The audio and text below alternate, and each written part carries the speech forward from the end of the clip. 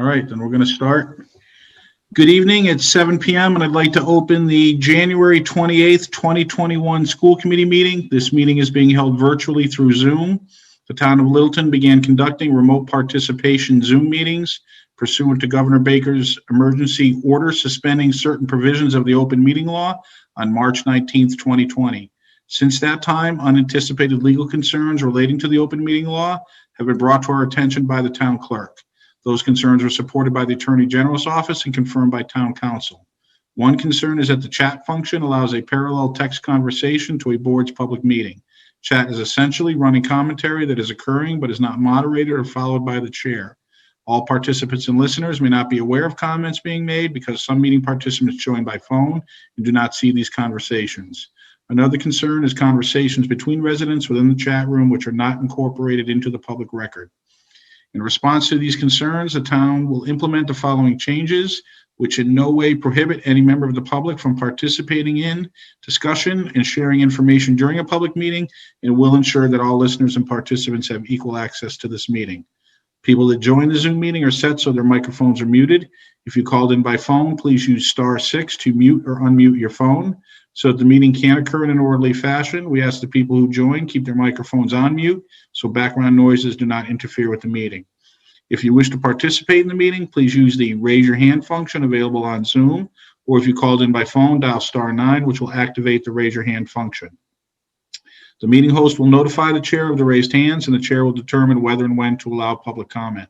When called upon, participants should unmute, then state their name and address. After speaking, we request the participant return their microphone back to mute. All right, with that out of the way, we'll start the meeting with the consent agenda, minutes from January 14th, 2021, and oath to bills and payroll. Make a motion to approve the minutes from January 14th, 2021, and oath to bills and payroll. Second. Motion made and seconded. Is there any discussion on that motion? Hearing none, I'll remind everyone that all votes on Zoom are roll call votes. So we'll go with Matt. Matt Hunt, yes. Justin. Justin McCarthy, yes. Timmerlin. Timmerlin Rossius, yes. Brad. Brad Austin, yes. And Mike Fontanella votes yes as well. All right. There are at least two points at the meeting for input from interested citizens, one now and one closer to the end of the meeting. We've also been allowing input from interested citizens at various agenda topics. But right now, if there's anyone out in the audience who has anything they'd like to bring up before the school committee, please use the raise your hand function. And Dorothy, our meeting moderator, will get you in front of us. I do not see any hands, Chairman Fontanella. All right, thank you. Okay, I'm going to go into recognition, grants awarded. Superintendent Clenchey. I'd like to thank ExxonMobil Corporation Education Alliance Program, Energy North Incorporated, and Energy North on King Street for continuing to provide us with a grant every year for that's directed to high school math and science. They've been doing this for a number of years, greatly appreciated, and certainly allows us to purchase materials that enhance what we're doing in those subject disciplines. So thanks again. I have a couple of other acknowledgments this evening as well. I'd like to thank Susan Harvey, as one of our high school history teachers, Heidi McGregor, who's our elementary STEM specialist. They conducted a professional development session for our pre-K to 12 staff titled Let's Talk About Race and Equity. They've also conducted sessions last summer with our staff. So I'd like to thank them for going the extra mile and helping us move forward with this initiative. I'd also like to thank Heidi McGregor again and some Russell Street staff for creating a virtual family STEM night. That's pre-K to 5. It's going to happen on February 2nd from 6:30 to 8:30. They already have 40 teams that have been registered. So thanks again for the teachers involved in that initiative, including Heidi McGregor. We also have a parent presentation coming up, sponsored by the Littleton Wellness Committee and Littleton School District. It's scheduled for Tuesday, February 9th from 6 to 7 p.m. Our speaker for that evening is Dr. Braithwaite, and she's a national recognized board certified adult, child, and adolescent psychiatrist. And topics for the evening are going to include toxic stress and its impact, trauma-informed instruction, and supporting ourselves and our children. General theme of the evening is parenting in unpredictable times. So again, we have some great things happening in the next few weeks. And that's it for my acknowledgements. All right, thank you. All right, we're going to move into the next agenda item. We're going to get an update on the state local public health metrics. Katrina Wilcox Hagberg does not have a library trustees meeting tonight, so she's here with us. So we'd like to have her up with us to do that. I will have one next week, so Okay. just to prepare you. I'll mark that off my calendar, make sure we're all prepared for your absence. Yeah. All right. I'm assuming you guys can see the slides. Yep. All right. So starting as usual with some state level data. Uh-oh. Can you see anything? No. Yeah. We can see the same message, crummy message you got. That was weird. All right. Well, let me try to get that slide in a different way.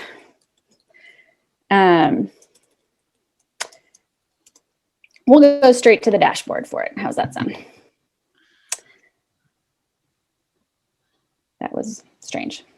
All right, here are the trends, the 4 trends that we talk about every week on a nice abbreviated one slide when it works. Pulling it to middle of November, and I'll leave it at today, even though the data is not complete for the last couple of days. So usually I kick it back one, which is what I just did. So the data should be complete through about January 24th. So this is from November 20th to January 24th. So these graphs are the 4 main metrics that the state tracks. And overall, you can see things are looking pretty good, much better. So while the number of cases reported each day is 3,700 or so, that number is still high, but it's similar to where we were just about right after Thanksgiving. So we're going back down to those trends that we saw before Thanksgiving. The number of tests that the state conducts each day is stabilized and actually increased a little bit over the last week with college testing starting to come back as students are coming back to campus, and some of the K-12 pilots have started to roll out. So it'll be interesting to see what happens with this metric over the next few weeks. But right now we are 4.86% for test positivity across the state. And remember that threshold that you try to keep under is 5. So we're there right now, hopefully on the way down again. The other thing that's happening is the number of daily hospitalizations has actually peaked and has been coming down a little bit. It's about 2,100 a day now, which is a good sign. And the number of deaths have peaked and are coming back down to about 60 reported a day. So these are still high and they're slow. These are going to be slower to tail off. But with the number of cases dropping significantly the next few weeks, we expect that hospital numbers and deaths will follow. And a few weeks later, there's a lag there. So this is a good sign. Now let's hope the rest of the presentation shows. All right. Again, let's jump into our more local experience. What the? All right, we're going to just do it out of here because I don't know why this is not working right now. That worked earlier. Okay, you see it now? Yep. Great, thank you for sticking with me. So like the state, Littleton kind of mirrors the state, right? We just parallel it. So like the state, we've had a decline in the last 2 weeks. So we hit our peak 2 weeks ago, which was the 2 weeks after the holidays. So on January 9th, we had 69 cases, and today we had reported 37 cases. So it's lower and it's a 2-week trend down, which is great. Our test positivity has actually dropped about 3 percentage points. So we're at 2.64% now, which is also great. But this is still our 10th week in the red. So we're still there, but we are returned to our pre-Christmas level. So where we had the Thanksgiving surge and then we leveled off and then we went up for the holidays again, and hopefully we stick here or lower for a few more weeks. We've seen these kind of lulls before. So I don't want anyone to get complacent and go throw Super Bowl parties this weekend. But it's kind of nice to see that we're going to trend down if the state continues to trend down. All right, so this is the average daily incidence rate per 100,000 for all the areas we've been tracking since the end of August. This week's period covers through January 23rd. The rate for Littleton was 27.1. We're one of the lowest, which is great. And the other areas are just like us. We hit a peak 2 weeks ago and we're all kind of trending down. So this fits with the state trends overall. And it's nice to see that every area is mirroring that. And then this is the test positivity graph with all the areas. So Littleton had 1,440 tests in the last 2 week period, which is actually a 10% increase from the tests we had 2 weeks ago. And our test positivity was 2.64%. So about 3% lower than we were 2 weeks ago. So we like to see when test positivity trends down and cases also trend down. Those two going together is actually a good sign. And gives us confidence that we're not, that we're making progress, we'll say. So remember, before I jump into school data, that the governor, different from after Thanksgiving, the governor put capacity limits on businesses right after Christmas, and that is extended through February 5th, I think, 8th, something like that. So for a few more weeks, and he put those capacity limits in place to help take the pressure off our healthcare, the hospital system, where you see those numbers flattening and hopefully will decline a little bit. So we hope that these trends will continue to go down while those capacity limits are still in place. And we'll see if that holds true or not. So now I'm going to review the school data that we've been doing. So this is the Mass DPH reports on K-12 clusters. And this is boarding schools, public schools, charter schools. It's like all the schools combined. Unfortunately, I don't know which setting these arise in. But so the period they're reporting for here is December 12th to January 23rd, the last month of time. So in that time frame, there were 20 new clusters reported, and that averaged 4.4 cases per cluster and 3.3 new close contacts per cluster. But you can see that over the holiday, we didn't have any. So now we're back up onto an upward trend at this point. This is the DESE's report of positive cases that happen on in-person school days. This week, DESE reported 624 cases among students and 345 cases among staff members. So staff seems pretty flat. Students increased this week. And then these are the health notification letters that the administration sends out to us whenever there's a case in the Littleton Public Schools. To date, we've had 30 cases reported, including the, I think, 3 that rolled out this afternoon, 2 or 3. I've actually marked off just the 2 periods post holidays, just so we can see the comparison. This is the Thanksgiving 2 weeks after, and this is the 1 week remote and the following week following the December holiday. So our rates were actually similar. They ended in a similar place over those 2 weeks in our town, but we had fewer cases in the post-December break period reporting in the school. So I'm hoping the school has an understanding of case capture and things like that. And then we had no cases reported last week, but we've had 3 today. So something to keep our eye on as the data comes through. I actually didn't, it's kind of useful to look at it in schools because the experience in schools kind of differ.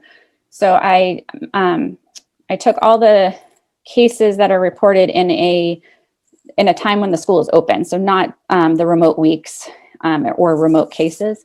And I plotted them by schools, and you can see that Shaker Lane had a total of 4 cases so far, Russell Street 8, the middle school had 9, and the high school has 2. This is a little different than what other schools are reporting. They're reporting more cases in the older age groups. So this is assuming there's some mitigation or some maybe differences in number of students at the high school or how that might be working differently. So just maybe this gives you an idea of who you might need to target or think about. But overall, they're pretty spread at this point. We only had 30 cases. So I'm going to end on the cheese, as we always do. So just want everyone to keep in mind that while the state and local trends are promising, there are these new variants, and there's concern that that's going to take off and change the landscape by March. So we really can't get complacent. So I've highlighted 3 of the layers of cheese that they're changing a little bit, and I wanted to talk about that. So one recommendation that has come out, and actually came out back in December, but has gained traction with Biden's advisors double masking, is that you really check your quality and fit of your mask. The idea is to make it harder for the virus particles to move around the fibers so that fewer come out of your mask and spread into the environment. So that's a source control thing, and fewer get filtered back into the air you breathe in your mask. So ways to do that is just add a filter, double up, put on, you can put a surgical mask under your fabric mask, things like that. It's an easy, accessible, and not expensive thing that you can do, and it would protect you much better. So the other things that's starting to roll out, of course, are vaccines. Things to keep in mind is that I think we've all heard of Mass is a little slower in rolling out, and they reorganized phase 2 so that teachers, I think, are the 3rd step in that process. So things are looking like K-12 staff will be eligible to be vaccinated maybe in March. The clinical trials are underway for children, and they're doing a de-escalation. So they're starting with the trials for 12 and up. Those are underway now, with the anticipation that those kids would be eligible for vaccine by the end of this calendar year. And then it will break down to 2 to 6. I'm sorry, 6 to 12, 2 to 6, and less than 2. So it'll keep going out. So our school age population will have our middle school, high school eligible maybe by the end of the calendar year, and the elementary schools might be eligible sometime in 2022. So there's going to be a while here that as vaccines roll out and the clinical trial results come in and we know what to do before our entire school population will have a vaccination, will be eligible for vaccines. Just keep that in mind, that so that means to me that these mitigation strategies are going to be with us for a while. We need to prepare for the long haul and not just think that we'll get through June and it will all be great. I do think things will look differently come fall if enough adults are vaccinated, but it's really, I think, just play the long game. In my opinion, that's what I would do. So the other thing that is coming up, and you guys are going to talk about this tonight, so I'm not going to touch on it right now, is the pooled testing, or adding a testing program to the schools. So just to recap from a public health perspective, testing programs help to capture cases before they spread. So one thing about COVID is that there is, it's estimated that about pre or asymptomatic spread happens before people know they're sick. And it helps, it drives 50% of the cases that arise. So if you can break those chains of transmission early and someone doesn't spread instead of 2 people, they spread to 1 person, you're helping to reduce the spread, not only in potential in the school, but also in the community. So these kind of programs from a public health perspective are really valuable. And so I'm glad you guys are talking about that tonight. And that is it for now. All right, thank you, Katrina. Any comments or questions from the school committee members? Yep, Brad, go ahead. Yeah, Katrina, thank you for that. Or as always, very appreciated. It's my read of this is that these are very encouraging trends, but the raw numbers would have made us sad before Thanksgiving. Yes. Right? Okay. Absolutely. That is 100% true. This is encouraging that we're trending down, but we are still kind of on the upswing from where we were in November. Okay. Thank you. All right. Anybody else? All right, thank you, Katrina. Appreciate it. You're welcome. We were going to do an update on the school district health metrics, but Katrina kind of covered what we were going to talk about, and basically been in good shape at the school level up until today. We had a little flurry today. We'll see how that plays out over the next few days. We'll just move on from there. We have we're moving along, option for input from interested citizens. We will be talking about potential testing programs. And we will certainly allow for public input during or after that presentation. So if anybody's thinking about that, we will have another opportunity for input during that presentation. So seeing no other public input at the moment, let's go ahead and we'll go right into that presentation, Dr. Clenchey. Thanks, Mike.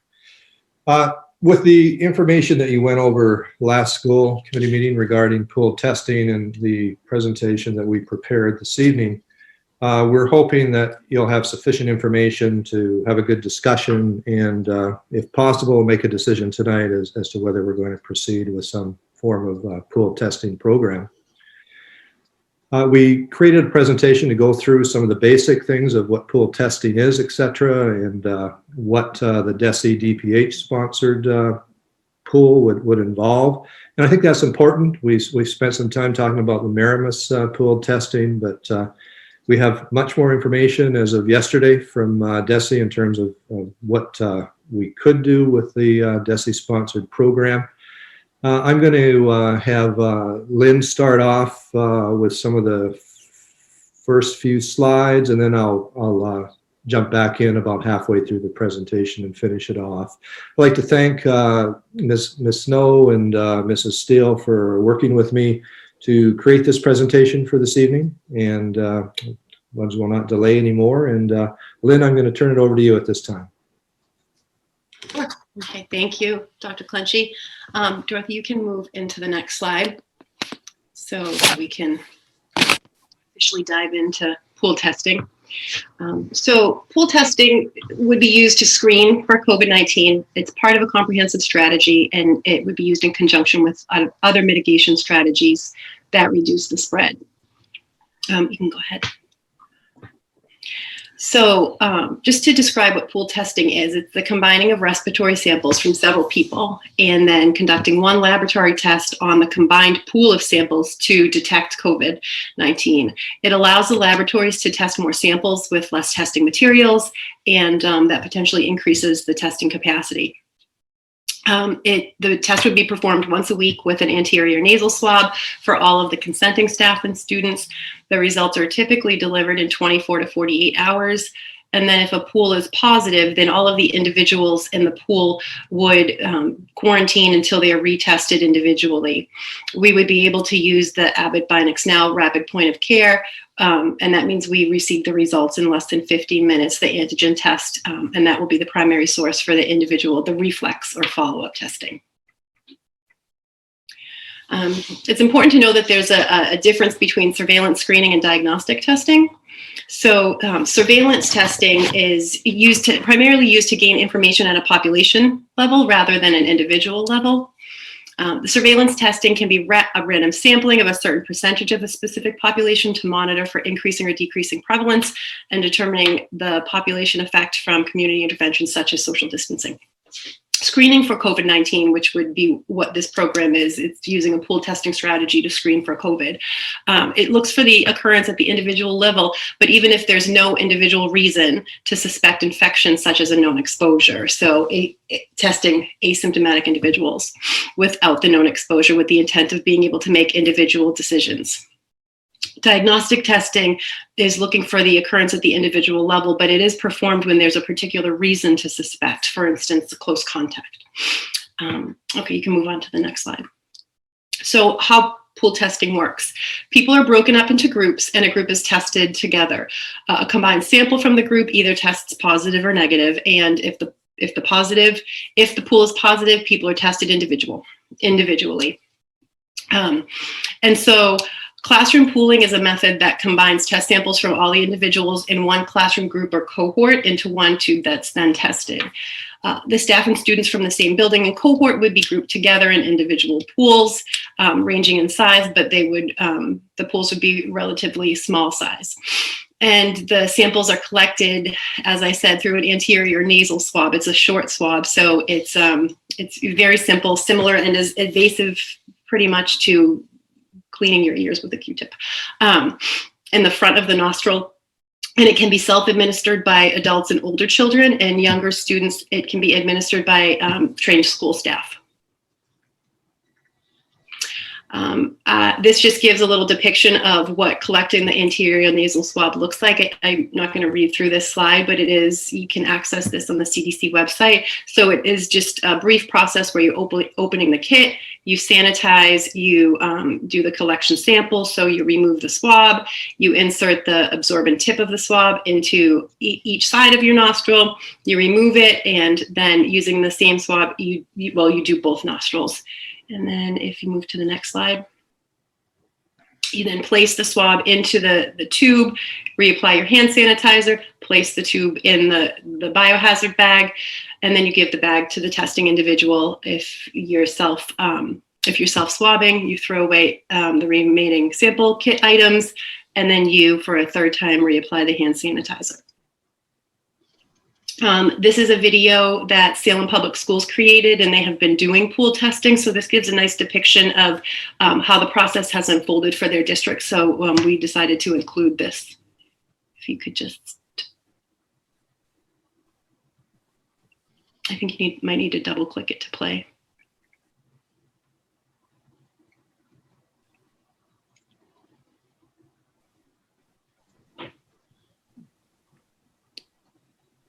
Could it be that it's PDF'd? Would that do it? Are you showing a PDF or are you showing the? It's PDF'd. Oh, yeah, But we'd have to be. we might be able to pull up the PowerPoint. Okay.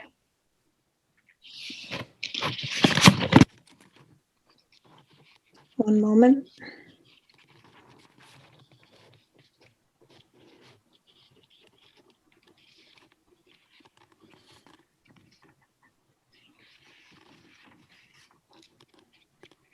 Could you hit pause for a second because we can't hear it?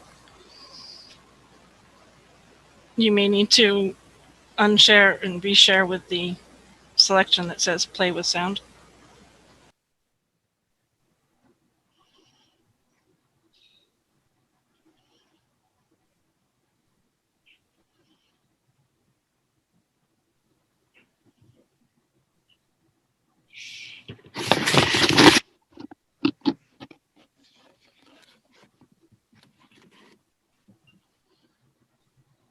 While we're waiting, I'll just say, I know people at Salem. I teach a class at Salem High School, and I know people in Salem Public Schools. So if we want to talk to them about how it's working in the real world, I can put us in contact with Is it working?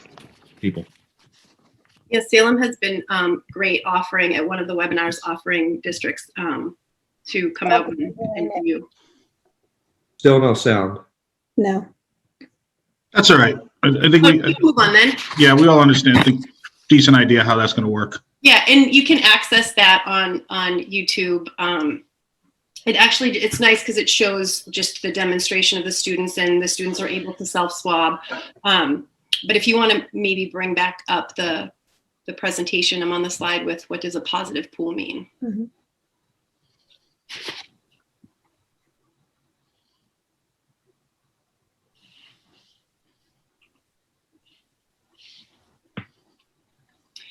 So we'll talk about this a little later on about how many pools will be collected week to week.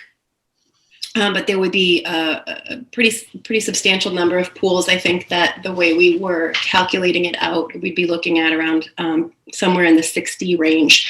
And then if any of those pools come back as positive, it means that your sample, or if there was a staff and students would be combined in a same pool, it means that the sample is in a subpool of collected samples that tested positive for COVID-19. So in the event that occurs, you'd be notified in an email, and you'd be given a set of instructions in order to proceed with reflex follow-up testing.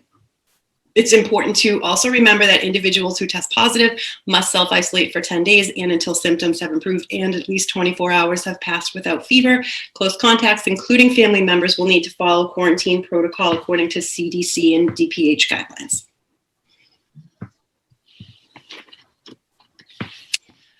So if then the diagnostic test is negative, you would be able to return to school as long as you're without symptoms. There is the possibility that you might be notified that you're a close contact with someone who tested positive, and then we would be following close contact protocols. Lynn, can I just pause for 1 second and make sure that we're all understanding this? So what you're talking about there is the diagnostic test that would be the second test, right? The rapid test. Yes, so if the Right. pool tests positive, everybody is quarantining in that pool until the reflex testing happens. Right, and that we're assuming that that would be within a day or two of getting the result of the pool test. And if you tested negative, you're out of quarantine, back into school attendance and extracurriculars and everything else. As long as you're not exhibiting any symptoms. Correct. All right, thank you. Yep. And so one of the questions that I'm sure people have is, or want to know is, will my student be able to participate in hybrid classes via remote learning while under quarantine? Absolutely. We're hoping that with the schedule, the hypothetical schedule we've laid out, that if a student is engaged in the hybrid model, there wouldn't be any impact. There would potentially be limited impact for our 4-day learners, but we're also hoping to, with the schedule we're proposing, if all goes according to plan, there would be little to no impact on our 4-day learners as well. When can I return to school? As we just talked about, if the result is negative, you can return as long as you're symptom-free. And I already emphasized, but I would emphasize again that you would be following CDC and DPH guidelines. And then it is important to know that the data is kept confidential. The software platforms are, and the information is transmitted through a secure HIPAA-compliant reporting platform. So the pool testing initiative, DESE and DPH are introducing the screening strategy, the screening testing using a pooled strategy in the school setting. They are offering a 6-week early launch, and that would be launching on February 8th.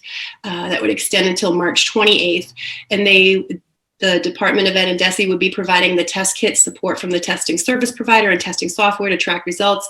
It would be provided at no cost to participating districts. Following the 6-week launch, the districts may continue to use the pool testing by purchasing the tests and any other accompanying test materials, software, and support from the statewide contract.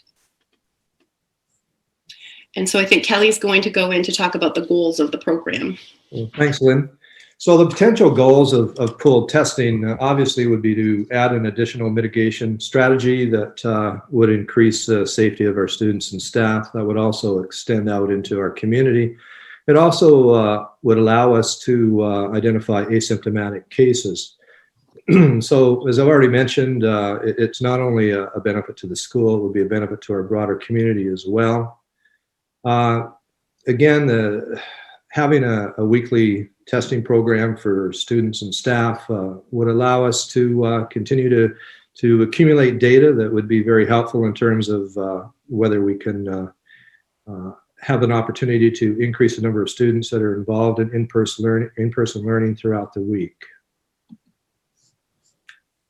Advantages and disadvantages. If we were to test and process weekly every student and staff member in our district, it would cost probably 75% more, which would be a cost that would not be affordable.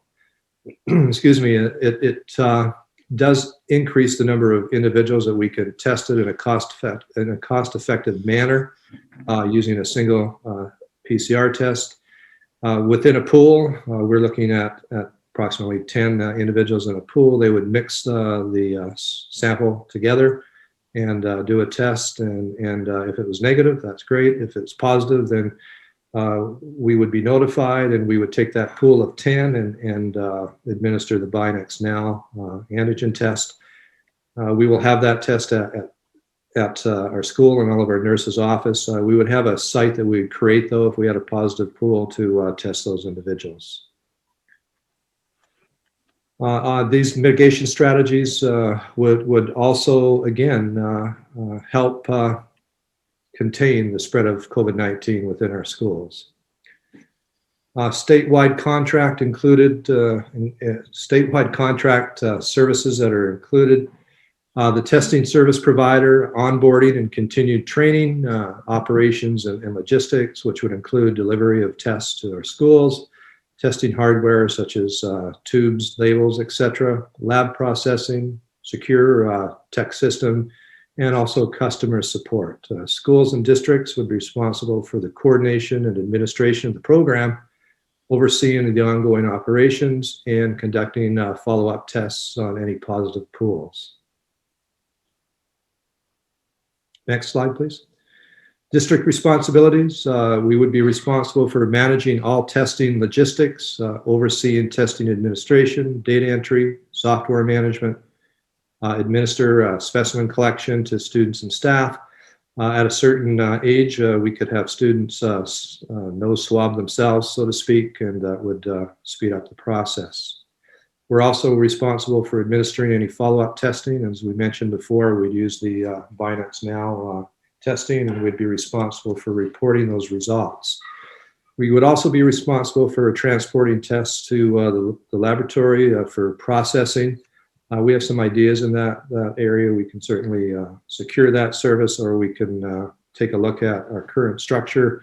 We've had an initial discussion with CASE that provides busing for our district, and perhaps we could hire a driver to do that for us. Preconditions for pooled testing: we would need to obtain consent forms from everybody that agreed to be tested and report follow-up test results to DPH. Again, responsible for follow-up testing and maintaining an adequate supply of personal protective equipment. The individuals administering the test would have to wear a fitted N95 mask. Cost: we've calculated a projected cost breakdown with the DESE DPH sponsored program. Our cost considers full participation. A lot of the districts are reporting that they have approximately 80% participation rates. If one was to go below 80% participation, we would have to ask ourselves whether or not the integrity of the process was affected by a lower participation rate. The actual costs will be influenced by a number of factors: rates of participation, strategic formulation of pools, assigned vendor, procurement of staff, etc. The DESE will assign us a vendor. There are 3 vendors that they're currently working with, so we wouldn't have a choice. They would match us with a vendor, and we would work with them and figure out exactly what services they could offer us. In terms of the consent form, is that something that's part of their program that could be sent out electronically and be put right into their database? Those are things that we do not know at this point in time. So our projected costs, setup costs, around $500 to $800. That would be covered by DESE within the early launch. Pool test fee, 5 to 10 swabs per pool would be $50 a pool. Approximate number of pools collected each week would be 130 based on 1,187 available participants. Total pool testing cost per week, $6,500 plus other costs that we would incur. Administrative customer support costs per week for anywhere from $60 to $117. So we used an average of $88.50. Courier delivery of specimens to lab twice a week. Estimated cost of $200. Additional staff costs per week.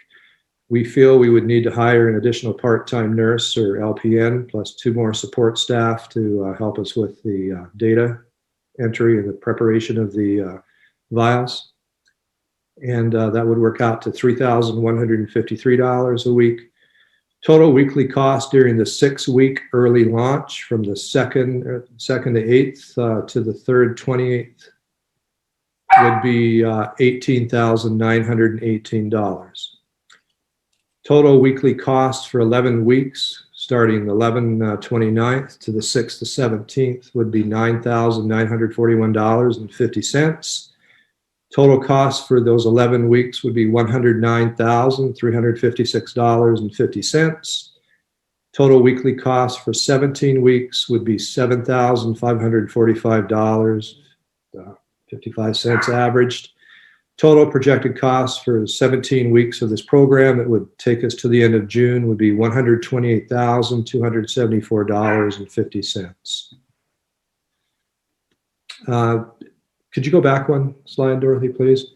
At an 80% participation rate, we calculated costs per participant. You can see, obviously, it's more as we have fewer participants. Thanks, Dorothy. The next slide, thanks. Sample pool collection scenario. We mapped it out for the 5 days of the week. Mondays, we would administer and collect specimens on cohort A plus any 4-day students at all 4 schools. Midday, we would pack up the specimens and begin the data entry. Afternoon, we would package and prepare for pickup. And we hopefully would be receiving results for Pool B starting the 2nd week.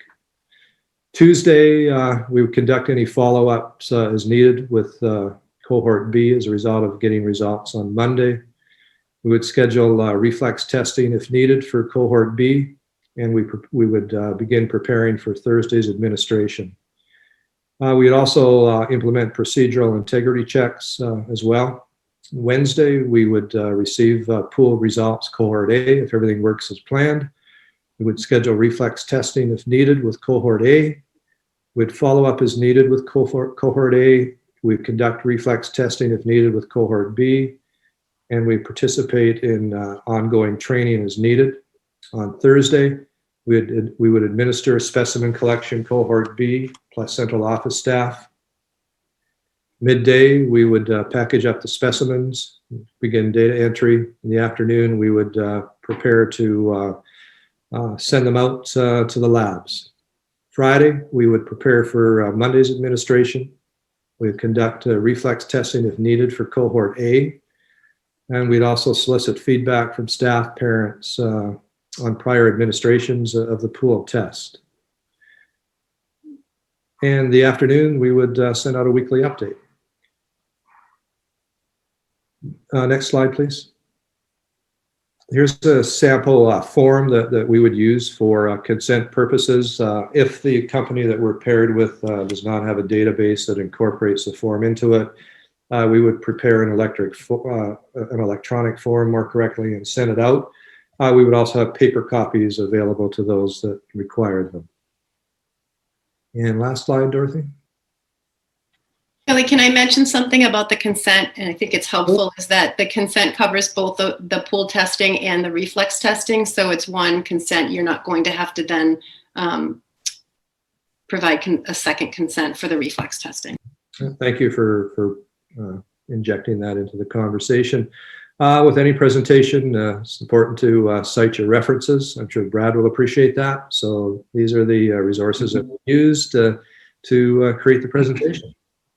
And Dorothy, you said you had gotten the video. Yeah, I think we can watch the video now. They were able to get it off YouTube.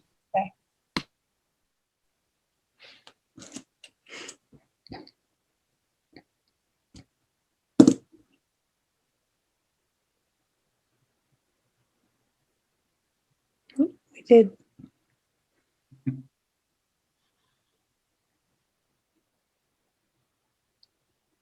As a superintendent of schools, this has been an unusual time. This has tested all of us in our work, and the way we do work, the way we do school is fundamentally different than we've ever had to do it before. I think that this year has been one of the hardest years for a lot of teachers in teaching. What we are doing is being very careful and making sure that we are doing everything we can to keep our schools open and make in-person learning possible for our kids, while also trying to make sure that our adults and students are safe. Testing enables this additional layer of finding the virus before symptomatic students might show up or staff might show up, and adding a layer of protection against the spread in schools. I'm a proponent for, pool testing as much as possible because I think it helps to identify, pockets of outbreaks sooner. So certainly if we can eliminate, opportunities for spread by testing whole groups of people, I think that's a benefit for us. So in homeroom, our students, after they get their bags away, jackets away, get out their Chromebooks, they'll sanitize their hands, grab the swab, put it in their nose 4 times in each nostril. They will then place the swab in the tube, sanitize their hands, sit back at their desk. We believe that in-person school, giving families that option and giving our children the option of coming into school in person as much as possible is in their best interest. We can be more proactive about what is happening and what we can control to make sure that everyone's as safe as possible. For right now, it's just been a pilot, and we've had parents actively involved in this as citizen scientists and helping to figure this out. I'm hearing from the staff who have been in the classroom that the kids are interested, that they feel, excited about the chance to, participate in research and move something along. We don't know when the vaccine is going to be available to us. We don't know when our teachers and then ultimately our students will have access. And so we think for the remainder of the school year, having a testing protocol is critical to our ability to continue to function as a school district.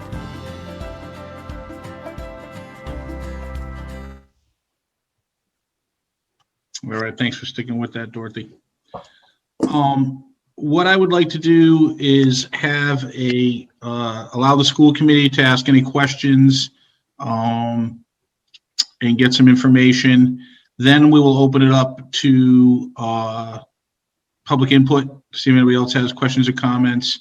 Then we'll follow that with a discussion by the school committee to see if we can reach a consensus about what we think we want to do. And if that leads to a motion and a vote, so be it. So we'll follow that. We'll start with, so any school committee members that have any questions or comments, not really discussion, we'll save that for after. But go ahead, Tim, you had your hand up. Yeah, thank you. Thank you for all that presentation, Lynn and Dr. Clenchey. I'm just wondering, so we had said, are we hiring someone to administer the testing, or are our faculty, so you're going to be hiring a nurse and support staff for our nurses? So the way the program works through DESE, we need to identify a testing program coordinator, which would potentially be one of our existing nurses. And then we would be wanting to cover that nurse by hiring a nurse for that coverage, and then support staff to assist with the specimen collection. The nurses may also be able to assist, but we want to be able to have that backup so that it's as efficient and seamless as possible. So they're going to test as they are in Salem at their desks doing that, or are we? So the intention and the plan would be, and right now it's like a hypothetical, so the principals would also be brought into the conversation about how they would see or how they would want to. When we submit our application to DESE, we need to indicate whether we're collecting the samples at a centralized location in the classroom or at a pickup or drop off. So one of the ideas that we're thinking is that at the high school, the lowest response effort would be to collect the samples as the students enter the lunchroom for the cafeteria and do pools that way. In the younger grades and at the middle school, it would probably make the most sense to have the students collect the samples in the classrooms as part of their kind of homeroom and morning time. Okay, so just to follow up with that, so we're testing cohort A on Monday, and they're already in the school building. Mm-hmm. So they come back 2 days later, and they're positive. They were positive on Monday. They were already in the school building. But they would be in the school building if we were pool testing. Right. I mean, I'm just trying to follow, because we haven't had any that we know of spread within the school. And I know that testing is another mitigation factor in this, but I'm still, so I just don't know. Right. Yeah. So we'd be screening. Why we test them that day, and why we wouldn't be testing cohort A on like Wednesday when they weren't in the school, or Saturday, or a day they weren't in the school building, and have them test somewhere. I'm not sure. I don't know. And I know you've put a lot into this and a lot of effort. Well, the simple reason why is that would place an additional responsibility on parents, some that don't have transportation or cars or the ability to bring a child in on the days that they're not physically in school. So that would be You have to remember that we would be catching any symptomatic individuals anyway. Right. So the only ones that are uncertain would be asymptomatic. And at this point in time, we've been successful at certainly using mitigation strategies that have been very effective. So we are dependent upon how fast it is to have a turnaround of those test results. And 24 hours is pretty fast considering the volume of tests that are being administered. Okay, and what was my other? I had one more thing, and now I lost it. Oh, so we can't have, what is our opt-out point? If we survey parents and parents are like, what is our percentage that this is good for us? Have we figured that out? So some districts are reporting 80. I think, of course, just, we'd be wanting around that 80% participation, but we would want to drill those numbers down to look at it at the individual school level too, because it could be that we have 60 or 70% opting in, but it could be that what's skewing the numbers is that we've got a much lower percentage at Shaker Lane, because there might be parents who are hesitant because their little ones are very little and might, so that might skew the numbers. So we would look at that, because if we have a high percentage at the majority of the schools and we have a lower percentage of opting in because of a specific reason, then I would be accepting that 70%. But what we would be looking for and wanting to see is at least 80% participation, and that we would be wanting to see that 80% participation across staff and across students. Okay. All right. Thank you. Thanks, guys, again for that presentation. All right. Anybody else? Justin? Sure. Thanks very much. That was extremely helpful and very well done. My question is like a little nitpicky, and I apologize, but the folks that are cohort B's being tested on Thursday, and it didn't look like we were going to notify them till Monday. It's likely that we would have access to the information prior to Monday, and these folks were running all over town asymptomatically all weekend. Does the program work over the weekend? Does the email function come in on Friday night or Saturday morning?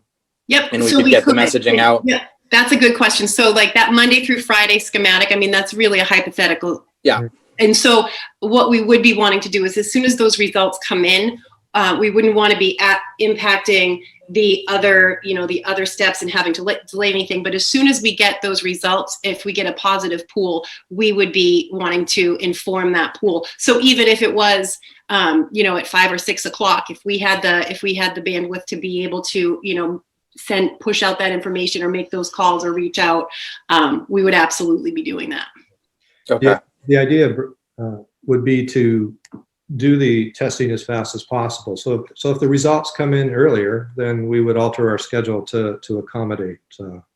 Yeah, and so I will say one of the vendors that did mention that sometimes their results are coming in as quick as 14 hours. But I was speaking with Harvard Public Schools the other day, and I said, so, how have you been? Have you been enjoying your vendor? How has the experience been? And they said, well, it was great until yesterday because there was a delay with getting their pool results back. And so those are things that we need to kind of consider, and there could be unanticipated things that may occur with either a pool getting compromised or weather or, any of those kind of unaccounted for things. But best case scenario, we'd be testing on Monday, we'd get those results back Tuesday morning, and we'd be able to communicate with those parents on Tuesday. Gotcha. Thanks. All right. Brad?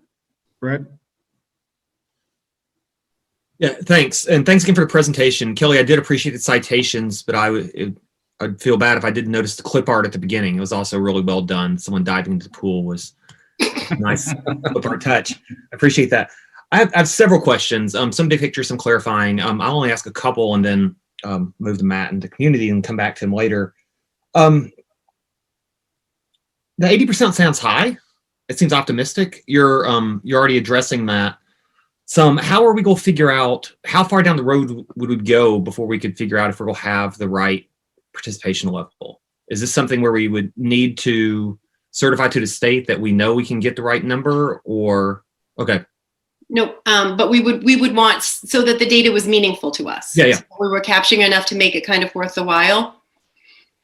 Well, that my question is in some ways it's a logistical question. Is if we decide after we hear from everybody that we want to move forward with this, we're asking the staff to do this work, to work with other folks, and then we do a survey, and 2 weeks from now we find out only 52% want to do it. That's some wasted staff time, but we haven't spent other resources or really hurt anything, right? Brad, we have a pretty quick turnaround time here, February 8th. So what we would do is send out consent forms and collect them and determine the percentage that way. I mean, we would hopefully be within a percentage range that we would feel comfortable proceeding with the testing. And even if we have 80%, it would be important for us to review this after 6 weeks and look at the data and see what the data is teasing out. Well, that was one of my, if I can ask a follow-up question to that, is that the 128,000 is a real number. I mean, so I have two questions. One is, do we have an opt-out after 6 weeks where we spent 18,000, we've gotten some data, we've decided if it's meaningful or not? Yes, we do. Two, you're saying yes to that, Lynn, is that correct? Yes, we do. Yep, okay. We can do the early launch and then withdraw, or we can decide we want to continue with the program, and then we incur the costs of the testing kits and the software and the vendor costs. So we would be able to do the 6 weeks, look at the data, and if we see that it didn't yield any positive pools, or the percentages were so low that it doesn't make sense to continue beyond the 6 weeks, and then also comparing that against our soft metrics, that would help us inform the decision. And can I just a couple offer more questions? I'm sorry. I want to jump on that one. There is a third option. Correct me if I'm wrong. We could opt not to do the 6 week pilot and then get in afterwards if we wanted to wait to see how this went with other districts. I believe that the caveat with that is there's no guarantee you're going to get in right after the 6 week period expires. That as depending on how the state wants to ramp it up, we might have to wait a few weeks before we got going. Does that sound right? Yep. And one of the other factors to consider is that there's 3 vendors that are under the state contract, and that DESE's going to be pairing the districts up with a vendor. I will say there's 2 vendors that I think I would be preferring over the third. And so if we were to engage in the 6 week launch and we get in, we likely would be matched with our preferred vendor. Okay. I think it would be, I don't think that would be a real big factor, because I think just looking at the different vendors, we're a smaller district, so we would likely be matched with one of the 2 vendors that would fit us better anyway. Okay. Thank you. I have a question about the 128,000. And one level, that seems like a real number. That's 2 teachers. That's something that that we can certainly use the district. But out of a total budget of 22-ish million, it doesn't seem quite as large. My other question, though, about that is, my understanding based on our last conversation is that there may be state or federal funds that this money may not be coming from Littleton taxpayers. It might be coming from other pools of money. Is that an accurate understanding? That is, we will be receiving an SR2 grant, and that certainly would cover the cost. I mean, the one thing we have to consider, every dollar is a valuable dollar. Yeah. And if we're going to spend a dollar, we need to make sure it's going to make a difference. I mean, we don't have extra cash floating around. So the question is, do we feel this is a mitigation factor that is going to keep our students and staff and communities safe? Well, thank you. Thank you for that, because that leads to my last question, which is ultimately the big question: is what does having this information allow us to do?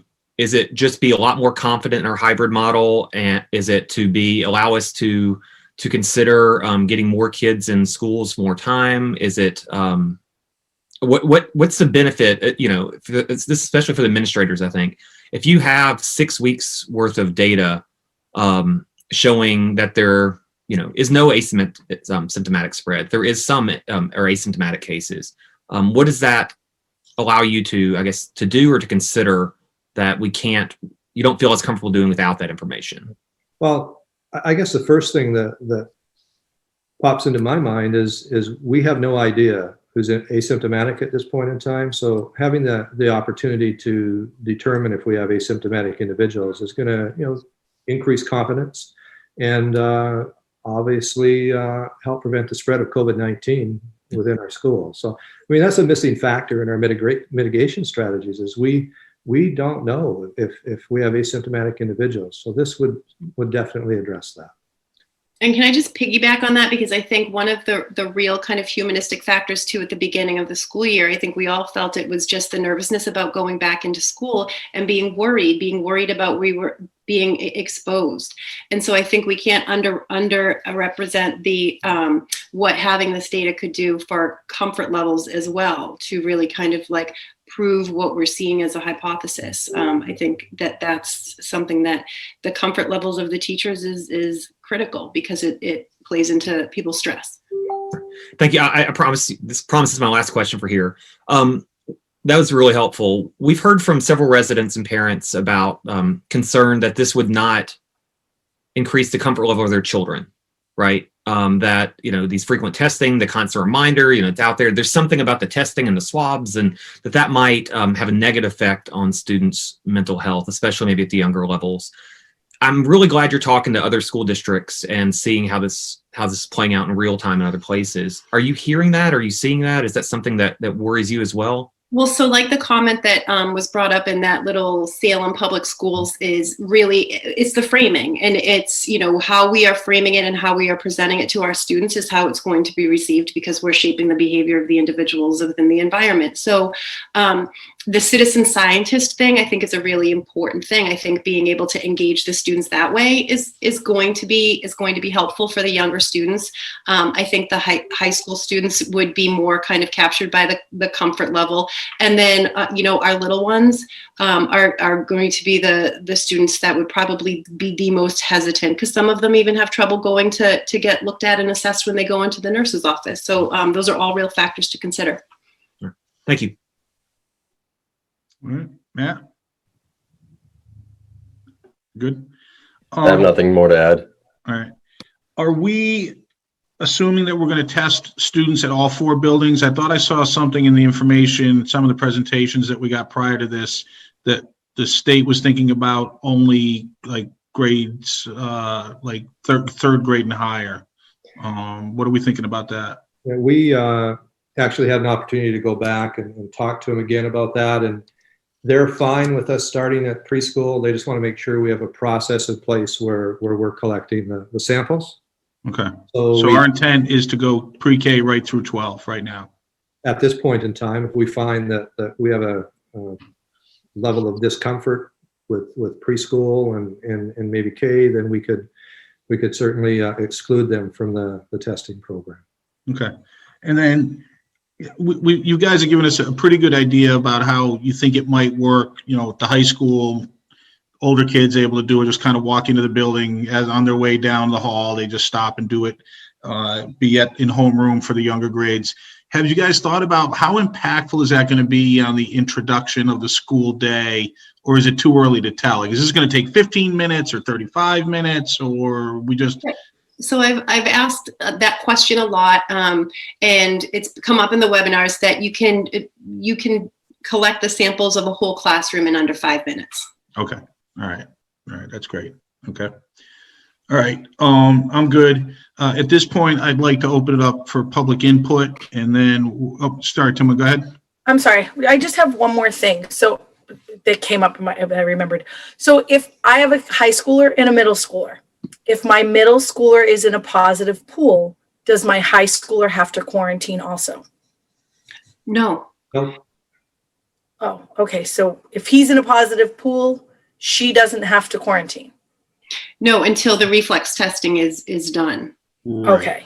If the reflex testing is done and yet your middle school student is positive, your whole family has to quarantine. Right. Then your high schooler is in close contact. Right. One would hope. Yes. Yeah. Okay. Right. That's what I was asking when I asked that clarification question. I think that's a really big point. If you test positive at the pool, the surveillance level, you're fine until you're not fine. You only have to get that quick test. Once the quick test is going to tell you whether or not you need to quarantine and everybody else is a close contact to, because then you're really positive. The surveillance test doesn't prove you're positive. It just proves you're in a positive pool. Okay. And then you have to go get that next level of testing. And then that's what kicks in the higher level of intervention, as it would anyway. Oh, one other thing that we haven't discussed and should be mentioned is that if you've tested positive for COVID within the past 90 days, then you wouldn't be pool tested, because there could still be viral loads and it would create a false positive in the pool. Good point. Thank you. One other clarifying question, Mike. I'm sorry. Are we thinking I think you said in your presentation that the cohorts or the pools would be classroom units. We would want, so yes, we would want to be keeping them relatively small. So each classroom might be comprised of 2 to 3 pools, but then we'd be wanting to maximize the cost efficiency of it as well. So all of the staff who consent would be included in pools, but that includes lunchroom staff, custodians. So a custodian might be put into a pool with a 2nd grade class because we wouldn't want to be doing staff only pools because then that could really create an issue. So we'd be spreading out the building staff across pools, and then also with central office staff, we would be spread among pools throughout the district. So we certainly wouldn't want to be doing a central office only pool. So go ahead, Justin. I see you raising your hand. Sure. Could you just go over this, what the plan is for the follow-up test again? Because that seems to be where there might be some confusion, and maybe if we can address that, so if there's a positive pool, if we have a positive pool and there are potentially 8 people in that pool, they would be contacted and then they would be scheduled to come in for reflex testing. So we'd be identifying a location and then scheduling them to come in to get their reflex test, which we would be administering using the Binex Now. So then we would know. So what does that mean? So let's use a cohort. They got tested on Monday. We got the results, hopefully Tuesday, possibly end of day. So then we're going to tell these folks, these families that are typically, remote on Wednesday. Everybody's remote on Wednesday, but remote on Wednesday, that you now have a dedicated window to show up at the school. You're going somewhere else in town, or is it just drop by whenever you want, whenever it's convenient for you? I guess that's my question, is that how convenient or inconvenient is the second round of testing going to be? It would be no more inconvenient than needing to schedule a test if you were going to, it would be a lot actually more convenient doing it with the school because we'd be scheduling it, and it'd be a lot easier to get appointments sometimes than it is to go out and get your PCR test at the urgent care center, where sometimes there's a really long wait. So we'd be scheduling that with parents and having them come in, and those 7, we would be staggering it so that there wouldn't be a lot of kind of overlap. Theoretically, if we had a location that was centralized, they would, pull in, they would get their rapid test. The parents would go back out to their car with their child, and then we would be able to inform them of their results. They wait. Okay. But it's important. Hold on, Justin. It's important to understand the school will be administering that test. The site will be on school property. It will be school personnel that will be administering that test. It's a 15-minute response. So 15 minutes after taking that test, you'll know if you were the positive person or one of the positive people in that pool.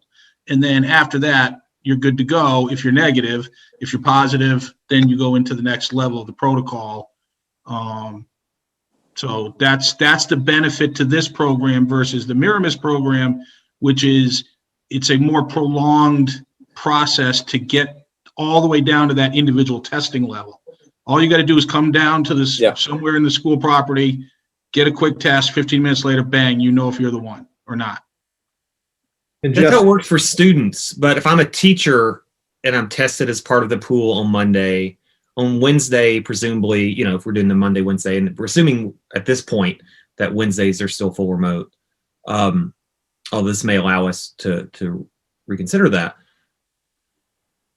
If I'm a teacher, then I guess it would still work, right? As long as you get tested first thing in the morning. Yeah, come in, you get tested. They'd come in, they get tested.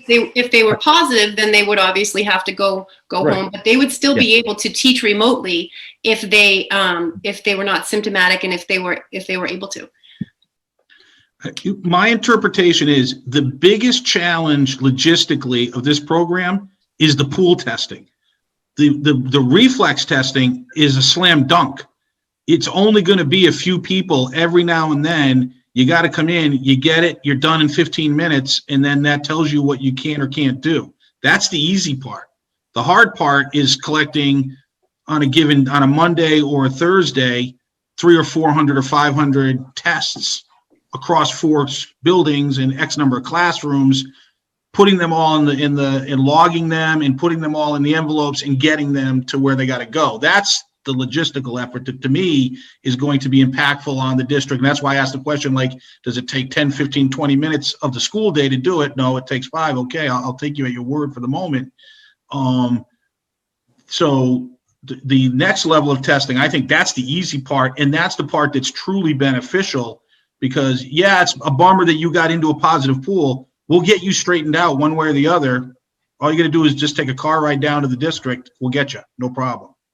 Right, and I think it is great that we have the option of using the Buy Next Now, and that is, one of the hesitations or drawbacks of going forward with using the Buy Next Now program before is that we would only be able to use it with symptomatic individuals. And looking at our soft metrics, we weren't having a lot of symptomatic individuals in the school because parents were doing what they needed to do, which was keeping their symptomatic students home. But being able to use that for the reflex and follow-up testing is fantastic, and that's a huge advantage. And it also allows us to utilize smaller sample sizes within our pool, which makes a tremendous difference for phase 2 of the process. I like that a lot more than the pools of 24. Yes. When we're talking about the other one. Mm-hmm. And that doesn't mean that we wouldn't have, a cluster where 2 pools in one classroom are both a positive pool. But being able to really minimize that by keeping to pools of 5 to 10, I think is helpful for us to lessen the impact.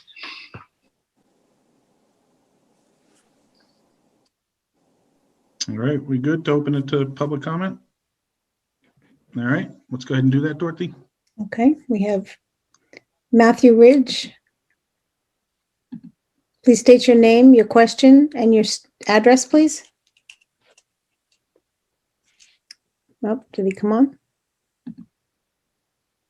Matthew Ridge? Yeah, I'm here. Okay, thank you. It's Matthew Ridge, 325 Great Road. Questions and worries. First off, this grant that we're going to be getting, or you're going to be requesting, what is the value amount? Because 120, as has been pointed out, it is for 2 teachers.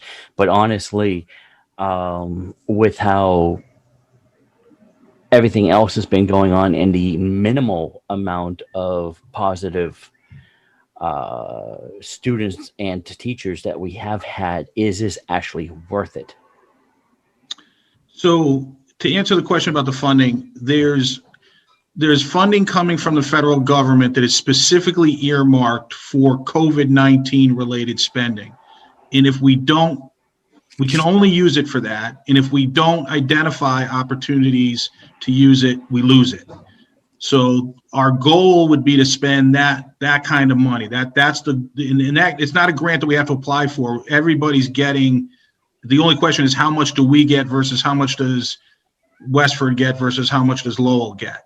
But we feel confident that there will be enough funding through that type of money given to the communities that we'll be able to afford to do this without tapping into our operating budget. Do we actually know what the grant is, what the grant value is, or have we actually seen like schools that have requested and obtained this grant? So you don't have to request it. This is money that's being given. I understand that, but what I mean is that it's been given to us. But what I'm saying is that is there a school system that's roughly our size that has already received it? That we all get it at the same time. All right, because one of my worries is that $120,000 is still a nice chunk of change. I mean, not all of us are millionaires here, so it's one of these things that if it does not cover the entire amount, we need to figure out, is this actually worth it? Because yeah, that's a good point, Matthew. Right now, our anticipation is that this will be covered. The grant money I don't want to call it the grant money, the money that we receive from the federal government will cover this and more. There will be more money available for other spending on COVID-19 related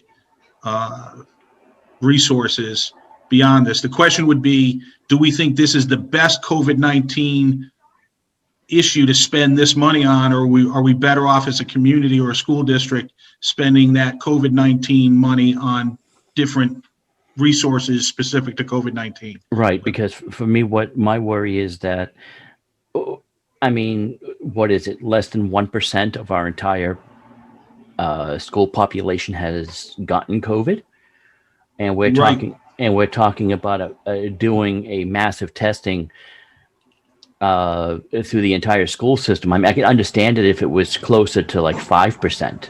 Right. The one thing to keep in mind about that, though, is this is not designed necessarily to what we've seen is the people that were symptomatic and got tested and we know they're positive.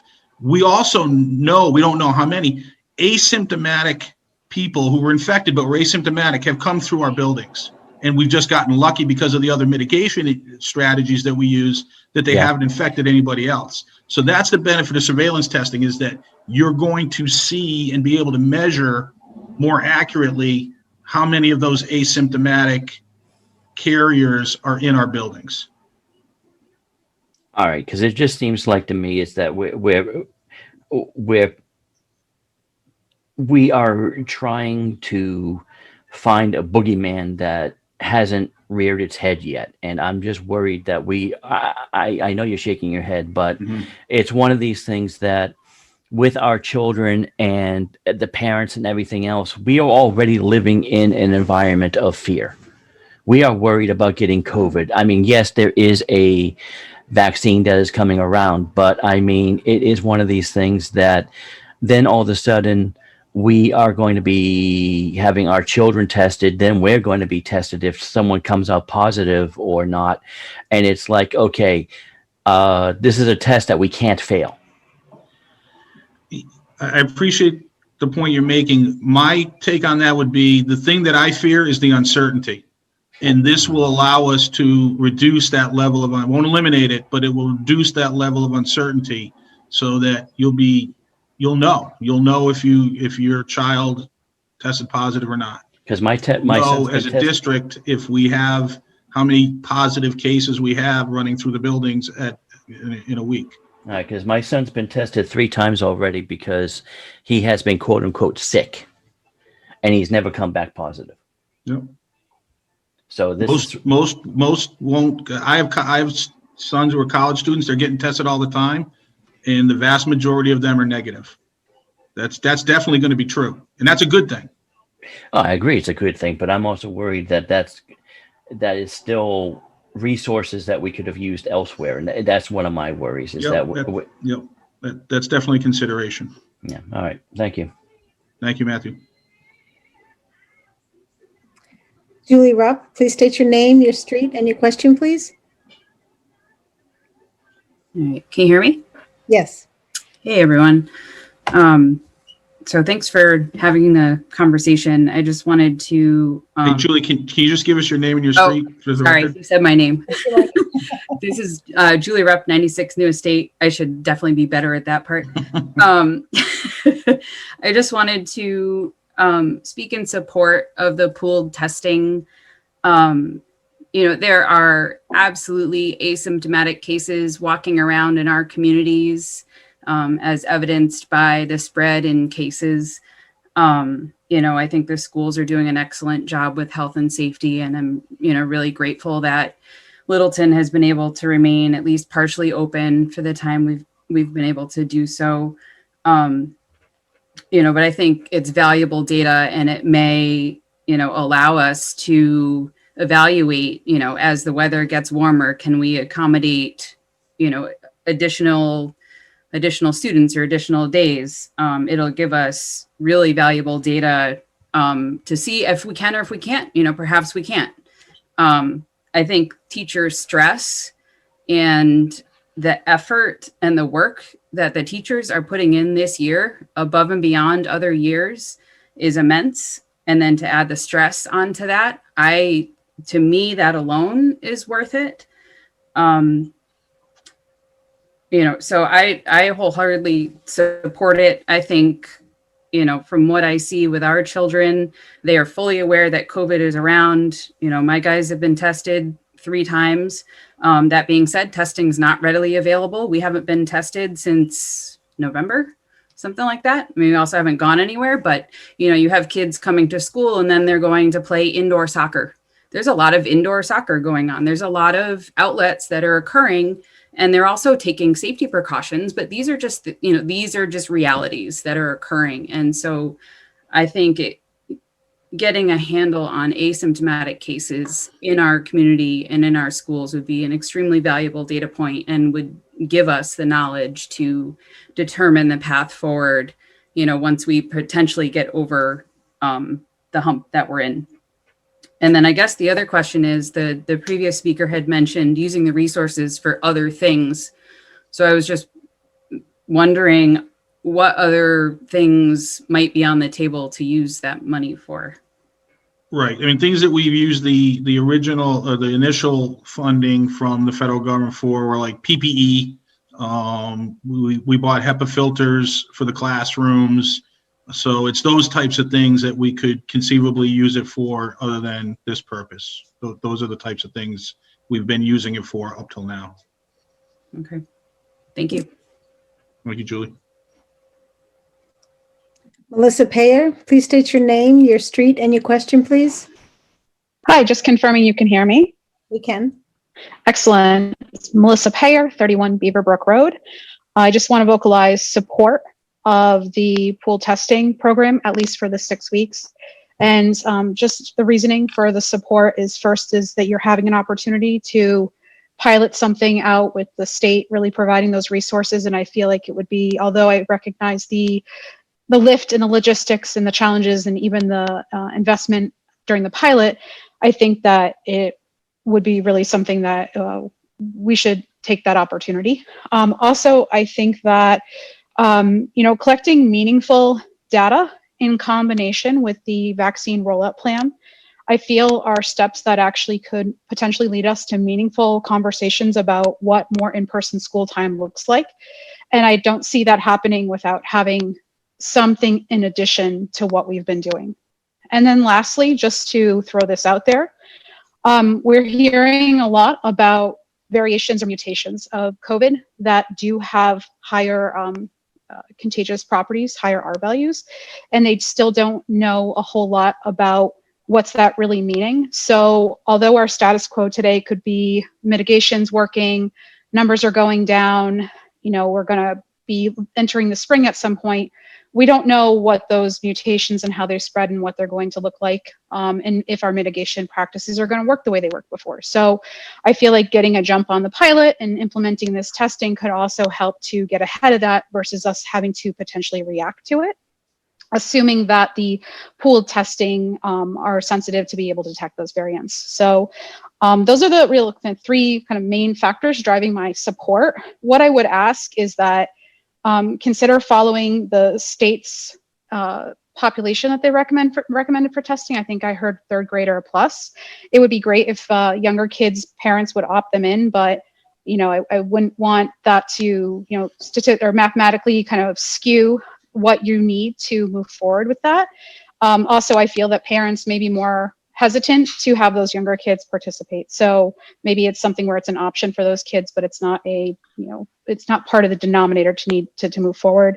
And then also, I think that you should also prepare to set expectations for what could happen when the population essentially is tested for the first time, being that there could be a spike in these asymptomatic tests that come up because we just haven't been aware of them. So setting expectations and messaging around, what that could look like when implemented, I think would also be important. But those are my points, and thank you for listening to me ramble on.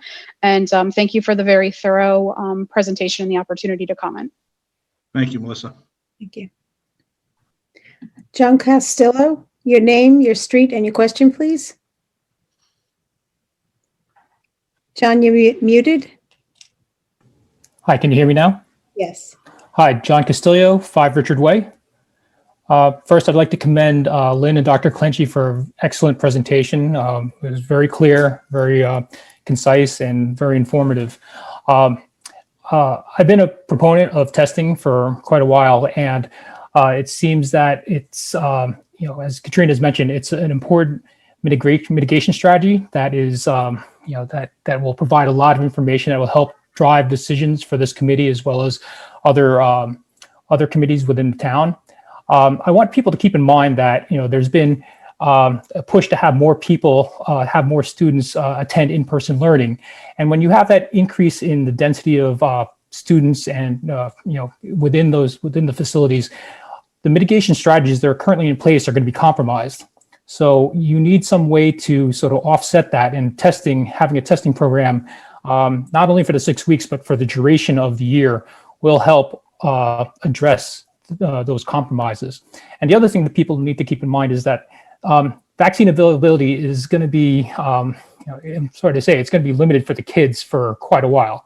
There's ongoing clinical trials for some of the middle school and high school age kids, but for the elementary kids, those trials haven't, they're in the early stages right now. So we won't be seeing a vaccine rollout for kids within the elementary schools for at least till the end of the year, if not next year. So I think the testing is something that we need to keep in mind, not only for the remainder of the school year, but possibly for the fall. And another point I wanted to make in regards to the first caller in terms of the funding, something to keep in mind is that other towns have initiated their own testing programs, namely like Wellesley and Belmont, and they've gone through and sort of done a sort of a grassroots fundraising where it's sort of something separate from the town, where they've been able to ask, to help get offset some of the testing costs based on residents who are interested in having their kids participate in this program. So not only is the grant money, going to be important for helping to fund this, but if we feel that this is something that's important to continue on, then I think, I don't think you'll have a problem finding some families willing to contribute towards this cause. So thank you for your attention. All right. Thank you, John. All right. Anyone else for public comment? Yes, we do, right here. There's another one. John, please state your name, your street, and your question, please. Oh, where did he go? John? John Kerswick. John Kerswick, 171 Hartwell. Thank you. Hey, I also want to commend Dr. Clenchy and Mrs. Snow. The presentation was very detailed. And frankly, I was kind of on the fence about, which way to go, but I think the sales point for me is not necessarily screening the kids out per se, but just getting this additional data. And so, but the one reservation area I do have, and I put this in my notes to the board 2 or 3 weeks ago, which is the validation of the testing, because my concern is around, a scenario where if you implement the testing, but you implement it the wrong way, we'll make all the wrong decisions. So the FDA, for screening and diagnostic testing, they issued some guidance for, how those tests are supposed to be validated. So my question to, I don't know if it would be Dr. Clenchy or Lynn Snow, but, has there been any information given on the validation of the testing method? That's one question. And then kind of related to that is, we've been talking to, it sounds like Salem High School or the Salem School District. Did they give any indication about what they were getting for asymptomatic rates? I mean, that would be a good kind of gauge of kind of where we could expect to end up on for positive asymptomatic. So 2 questions, do we have any information from current people that are instituting this testing for asymptomatic rates? And then do we have, is this validated for screening purposes, this test method that's going to be used? Okay, Otherwise, I feel good with kind of what you guys have laid out. So as far as the question that you had regarding the validation. They have been conducting some studies on the Binex now during this whole process, and there was one that they did that was a pretty decent sized study in Lawrence. And so the other piece about talking to other districts, I have spoken to a number of other districts. I've spoken to Harvard, I've spoken to also Haverhill. So the numbers of positive pools have been relatively low. Which to me confirms that we are not having school spread, which is a good thing. But then again, that's data. That's data that is confirming what we are seeing and hearing. But specifically at the the district and school level, we'll know that. So I think it's going to be helpful. Could I just follow up on the validation part? Yes. Okay. Good. It sounds like people are doing the work on that.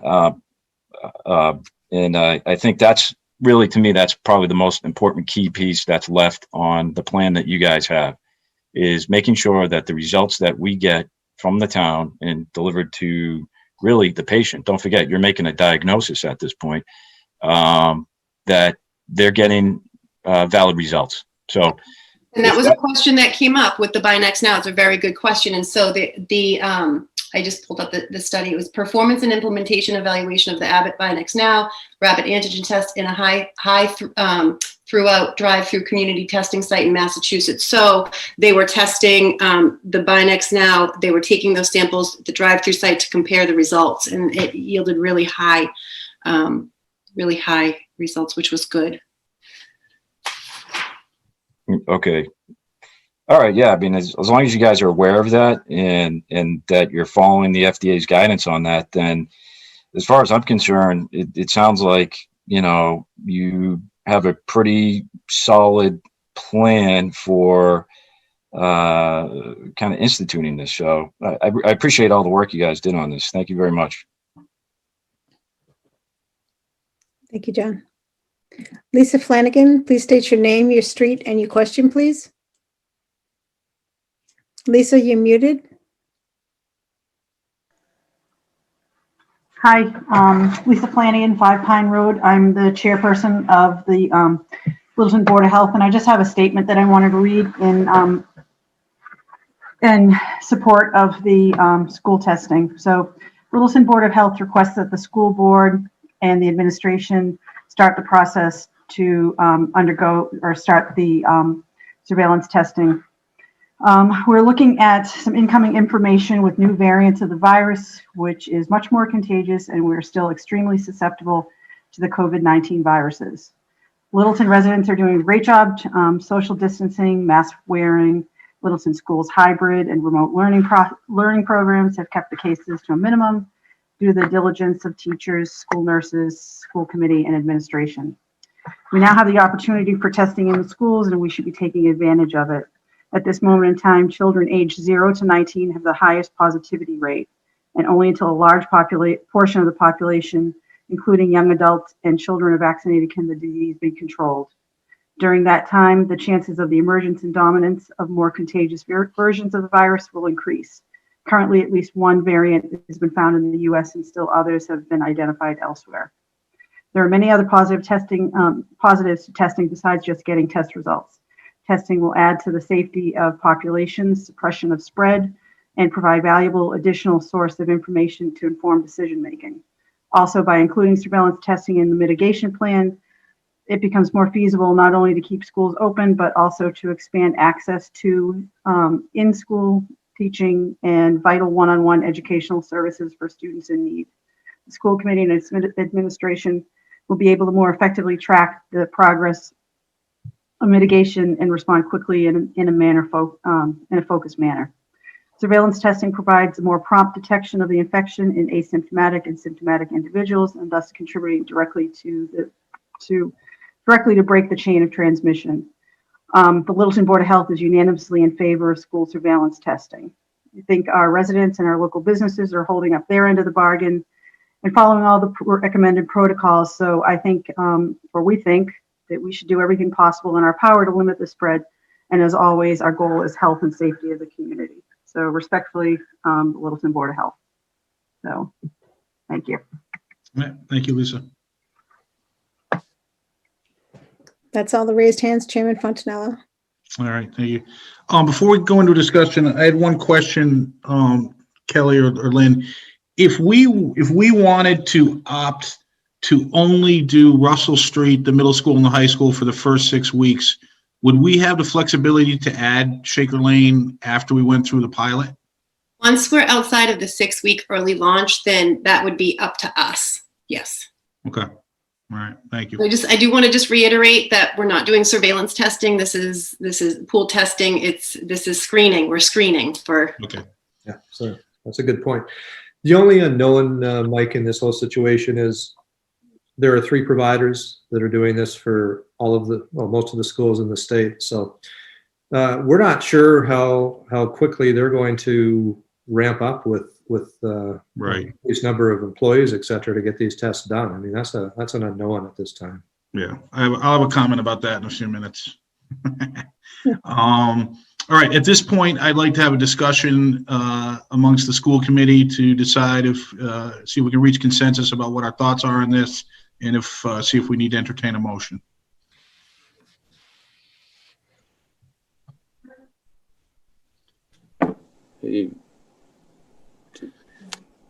Justin, go ahead. Sure.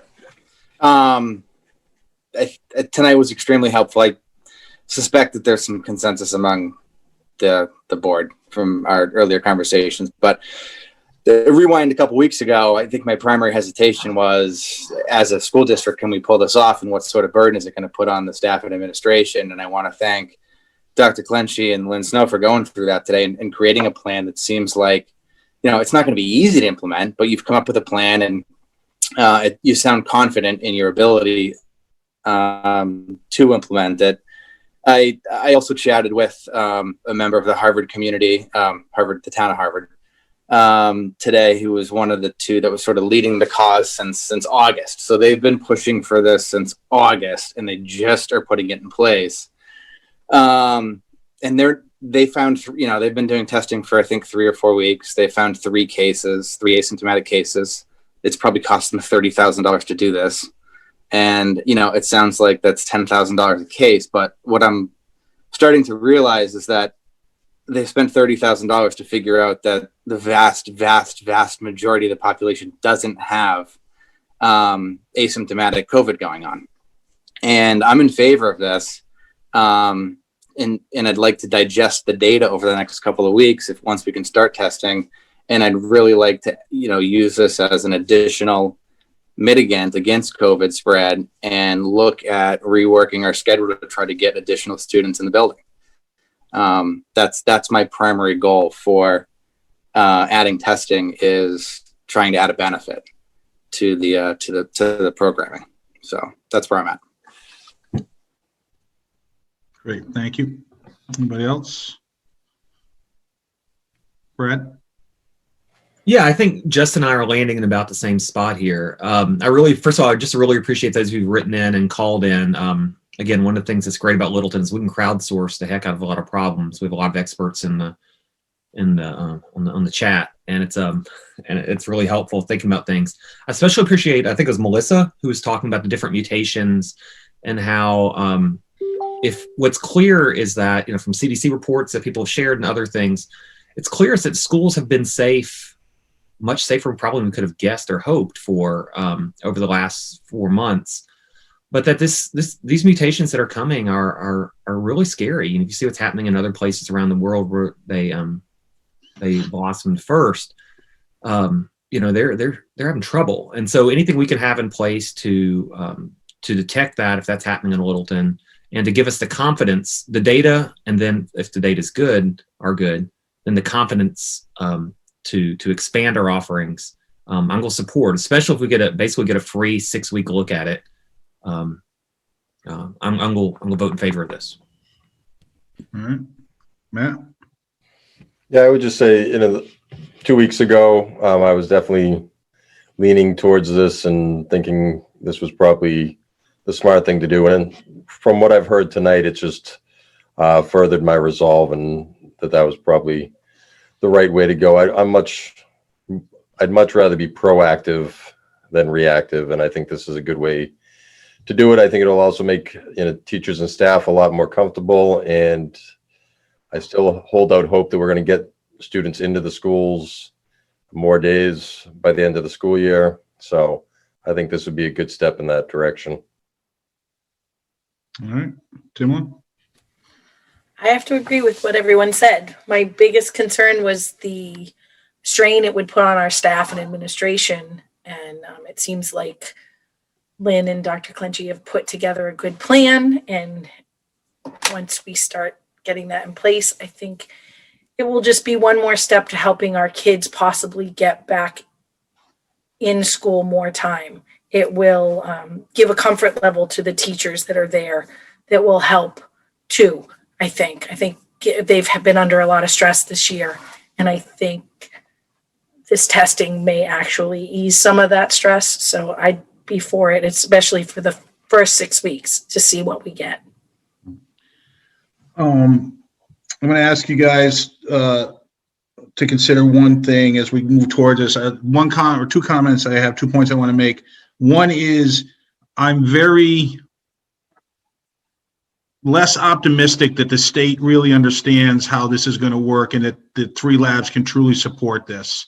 I don't think it's a reason not to dive in for the first 6 weeks, but I think we need to pay careful attention to that. I think we need to be ready to be disappointed to a degree, at least initially, as we go through this process. One of the public input contributors mentioned setting expectations.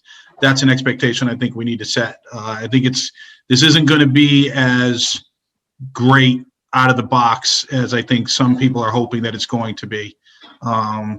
Having said that, I think it's certainly doable. I'm just not sure that the state this has really come at us quite quickly, frankly. From like we went months and months with no mention of testing at all or any opportunity to be supported to this degree, and then bang, out of the box, we're going to roll this out and go. And I'm just a little pessimistic about that.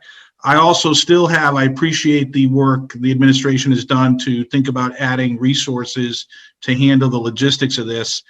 I'm concerned that we don't have enough to really avoid impacting some of our other staff members. So I would like to ask that we pay very close attention to that during the first 6 weeks. And even during those 6 weeks, if we think we need to add more, then let's go add more.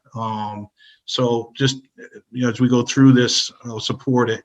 The other thing I would like to ask us all to consider before we entertain a motion is I personally would be more comfortable starting with Russell Street through the high school and not having the students at Shaker Lane be involved in this testing until we go through it for 6 weeks and see how it's going and learn from that, how to administer it on a week-by-week basis so that we can, I think that building would have the biggest challenges in that regard.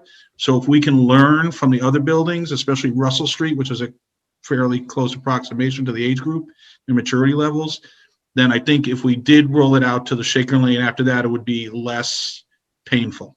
So I would just ask us, I would ask you guys what do you think about that? I'd want to hear from Michelle Kane. Yeah. I don't want her on the spot. Yeah, I was just going to say the same thing. I agree with Timlin. Love you, Brad. I would support it. I think 5 minutes for the little ones. It's going to be a little longer than that. But I would go with whatever the school committee decides. I do think there is a great relief for staff for this piece. I do know there are a lot of staff members that are still concerned and wondering and nervous. So this, I think, would help them feel more confident coming into the school. I would advocate doing it for the staff. We would definitely do it for the staff at Shaker Lane. I'm just saying we wouldn't do the students. Yeah, I'm just saying that I think they wonder also about the kids, staff as well. So I agree, Mike. Thank you for including at least the staff. I think that's very helpful. But I think their concern is also the proximity with our little ones. It's very hard to remain 6 feet of distance with 5, 6, and 7-year-olds, and the preschool, 3 and 4-year-olds, that's almost non-existent. So I think that would put their mind at ease. I know we haven't had any student to staff transmission, but I think any layer of support and comfort that we can give them would make them better educators. Can I just say something? I do not know if we are able to do staff and not students. I think we would be, I can get that answer from Lauren Wu tomorrow, though I will ask her that question. So, Well, I think it's going to be moot, but thank you, Lynn. Hey, Mike. So when I talked to Harvard today, we talked a little bit about the younger children and what that population's like, and quote, it was, the teacher usually goes first to demonstrate that it's, not a scary experience. And if you can pick your nose, you can do the test. And, that gets a big rise out of the kindergartners. So I think we would be wise to have a little bit of community education on this in the next coming days or weeks, and maybe not just simply like a form letter that goes out that says we're going to start this. Because what Harvard had pretty good participation to start, and the participation's increasing as it goes along, because I think the majority of people are doing it. So, hey, let's just, there's not much to be scared of. Let's go along with this. So I don't know if it's possible for us to hold information sessions or evenings via Zoom, or roll that video out to families that show that it really is just a quick lower nasal swab, and it's nothing to be worried about. I would be in favor of starting the testing, preschool through 12, especially since I think the greatest need for additional in-person learning is at Shaker Lane. That was going to be my point. I'm just going to agree with Justin a lot tonight. It makes me very uncomfortable. That was going to be my point, is that if part of our reason why we're doing this is to get data that might allow us to increase more in-person time, I think the littles are probably the ones who are maybe struggling the most with remote. I'm not the only one struggling with remote, but certainly struggling maybe more than others. And so I wouldn't, if we can collect data that might convince us that it's safer to get those kids in the school a little more often, and also to give the teachers a comfort level, then I'm in favor of trying to collect the data from the families that are willing to let us. Okay. All right. Timlin or Matt? Thoughts on Shaker Lane? Yeah, I would agree with Brad and Justin. I think that if we can't do the teachers alone, because I think the staff needs, I think it would ease their minds being That's fine. tested. I appreciate you guys considering it. All right. Any other thoughts or comments before we entertain a motion? I have a question, I guess, for Kelly and Lynn. If everyone in the state who's doing this will be trying to hire 2 or 3 extra nurses, I understand my understanding, maybe it's not accurate, is that our nursing kind of staff is stressed anyway. Are we confident we'll be able to get? I understand we can fund the positions, we can create the slots for people. How confident are we can find the people with the skills we need for these things? We're looking for a part-time nurse. We do have a lead on one. Until we have a decision, we didn't want to obviously talk to anybody. But and we did also fund an additional, we did hire an additional LPN float at the beginning of the year, anticipating that there would be a lot of need to monitor COVID isolation rooms, which thankfully hasn't been the case. And then as far as collecting the samples, that can be done by trained staff, so it doesn't need to be an RN. Thank you. All right. All right. Hearing no further discussion, I'd like to entertain a motion.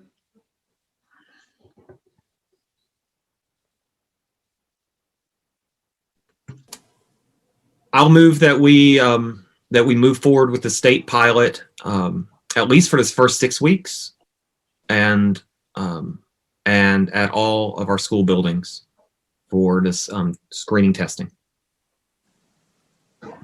Second. All right. Motion made and seconded. Any further discussion? All right. Hearing none, I'll go for a roll call vote. Brad? Brad Austin, yes. Timlin? Timlin Rassius, yes. Matt? Matt Hunt, yes. Justin? Justin McCarthy, yes. And Mike Fontella votes yes as well. All right. Thank you. All right. Let's see. Sorry, I just got to get up there. All right. Michelle Kane is going to give us a quick update on the Shaker Lane Home Support Guide. Thank you, Chairman Fontanella. I will be quick. I just wanted to share a guide that we sent out to our families yesterday. At the start of the school year, when our school advisory council was meeting, you know, the biggest question that they were asking is, what can we do to help families? And I think as the year is rolling on, and I know Brad said it and other people have noticed it, our hybrid students, more so our remote hybrid students, are struggling. Those families are struggling on the remote days. So coming off of that conversation, you know, will this testing help us identify the ability to bring more kids back? That would be great. But in the meantime, our school advisory council wanted to see how can we help families. So we surveyed families in December. We received a little over 70 responses from parents. We spent about a month and a half reviewing the data, collecting it, and compiled it into 7 categories that we're going to share with you tonight. The first one, I'm not going to read all of them, but as you can see in here, there are 3 areas: learning space, dress. Oh, sorry, that's a different one than I have. Okay. Perfect. There we go. Thank you, Dorothy. Learning space, dressing for success, nutrition, schedule, and ideas to keep on task. So just a couple of areas to highlight in learning space. It's so important that they have ownership over anything. I think that we've realized that when kids create rules, when they create norms, when they are part of that creation, they are invested and they take ownership of it. Trying to organize their learning space, having some bins with some materials, if it's math, science, foundations, is great for them to know when the teacher's asking, okay, take out your foundations board. They'll know right where that is, what bin it's in. And then schedules, I think, are very important, putting them up for the kids before and after school. In the next section, dressing for success, it's so hard because I have 2 students. I have a 4th grader. I have 2 children, I'm sorry, a 4th grader and a 6th grader. And they want to get up and they want to be in their pajamas all day. And it's kind of like they have to treat it like a school day. Get up, have your breakfast, brush your teeth, and let's pretend this is a school day. So waking up, getting dressed, having a good breakfast, eggs, Cheerios, something healthy, picking out a snack for the day, and then getting on their remote learning. And then the last section in this slide is ideas to keep them on task. This was a hard one. I think we're talking about 5, 6, and 7 years old children that we have to think about relativity. Keeping them on task on a screen is very difficult. So we put some ideas here that we hope will be helpful. Creating an at-home heart jar that you can reward them for, some small fidgets in their workspace, headphones, and a daily checklist. So just some of them highlighted. On the next screen, the section on the left, which is non-tech activities, this was the section that was what parents were craving. What can you give us? We saw over and over again in the survey that is non-tech for these kids because they're looking at the computer all day. They're on tech devices and tech apps. So we have put a lot of things here, such as like just an hour of creative time, whether it's painting, crafting, the stuff that we don't get to as much, especially our kindergarten kids where they're half day this year. They're not getting a lot of those free play opportunities, the play-based opportunities that they have in the past. So we have some links in here. We have some audiobook links, links to a few different ways, 30 days to play, a project. It's called the Box Project. That I think is really cool. It's to do a project with just a box. And so these we hope will give you some ideas, even for the upcoming February vacation. The next one, again, a big focus area we are hearing is stress and anxiety. So we put a couple of videos here, listening to music, making a glitter jar. There are links on how to make a glitter jar. The purpose of a glitter jar is when they shake it, they take a moment to focus on one piece of glitter at the top of the jar, and they watch it as it falls down to try to settle and regulate their emotions. There's a couple of breathing exercises. I did the star breathing video for the kids. They might want to watch me. And the 5-finger breathing was a cute video that I found. There's some go noodle things, meditation, and kids yoga stories. And then social opportunities. It is so hard to socialize, and we're trying to think of opportunities that they can do this. It's hard without the technology piece. So please know that Ms. Matherin, our guidance counselor, is always available for in-person meetings with the kids, remote meetings with the kids. over the past month or so. I know she has seen a lot more students than she has in the past, just to help with the support that parents need at home. We are tomorrow night, we are having shaky story time between 6 and 8 p.m. where staff will be reading stories to the kids. So we're hoping that will be a social opportunity in what would have taken place of Winterfest. We do have a virtual Winterfest coming up. There are other things such as having a Zoom night, paint night, show and tell. We're going to try and plan some type of event, hopefully once a month or something, to involve the community. School community. And the last slide is really generated from the result of a prior school committee meeting where we heard loud and clear, I need something to read with my kids. And we also heard parents are needing support. So we have on the left some resources to talk to your kids about if they're experiencing anxiety, taught children's books about resilience that you can read with them and talk with them about, someone who's upset. On the right, we have a parent. This is really just for the parents. We know you're stressed. The teachers know you're stressed. The kids know this is not like a typical year. So I think to be a better parent and to be a better caregiver for your child or the person that you're with is taking care of yourself first. So we hope that this last slide with the last school committee meeting or the one before helps you something to do with your child as far as a resource with books and then some supports for you as a parent. So I do want to thank our school advisory council members, our parents, Kim Giuliano and Emily Clark, our community member, Diane Haddich, who everybody knows at the library, and our committee staff members, Shayna Garlisi and Crystal Hunchins are in our building, as well as guidance counselor Justine Mather and other staff who contributed to this. So we know how tough this year is. We feel it as educators, you feel it as parents. The kids know it's different. We just hope that this provides some support in some capacity when things are tough at home. So thank you. Thank you, Michelle. I gotta be honest, the last slide, I'm not sure that was truly necessary because I was thinking if I just did all the stuff you told the kids to do in the first few slides, I'd be better off as a person too. So maybe people should think about that. Any other questions or comments? Matt? Nowhere to go but up for you, Mike. Yeah, exactly. I second that motion. All right. All right. Thank you, Michelle. I know the parents were asking for that. I think that's going to help a lot. So thank you for you and your staff for putting that together. That's awesome. All right. We're going to go into subcommittee reports, PMBC. We did have a meeting last night and Steve Mark was attended and presented to PMBC our list of stuff that we need to start prioritizing amongst the school buildings. I'm not sure if Steve wants to talk more about that or if. Sure, thank you. We went over the list. This is the list that we had presented to school committee. I don't know, a couple of sessions ago, the capital list. There was a school side, there was a PMBC side. We mostly went over the PMBC side. The list is also the same list we went over with the Board of Selectmen and the Finance Committee a week or so ago. So no changes, no stories there. We just discussed some of those projects with PMBC, and we still don't have word from anybody at the town administrative side where we are or where the town is with capital funding and capital projects. So we don't know which ones are going to make the list at this point in time. As soon as we get that from the town, I'll release that to school committee and PMBC. All right. Awesome. Thank you. All right. Is that it for PMBC, Timlin? All right. Thank you. All right. Budget subcommittee.